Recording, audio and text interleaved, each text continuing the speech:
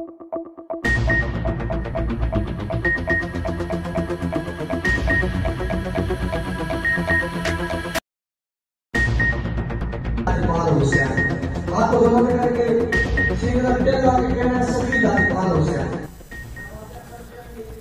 शामिल करते हैं पड़ियाँ वाली के नवाही गांव लोहा टिब्बा से, जहां अजीमुशान महफिल मिलाद का एहतमाम किया गया, जिसमें मुल्क के नामवर नात ख़वानों ने शिरकत की, जिसमें हाफ़िज़ सफ़ियान कादरी सर फहरिस्त है।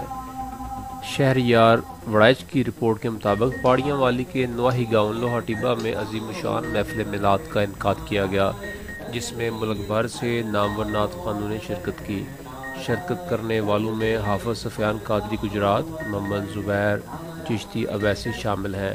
रकाबत के फ़राइज़ हाफ़िज़ मौज़म ने अंजाम दिए। नात ख़वानों ने अपनी आवाज़ से महफ़िल में समा बांध दिया।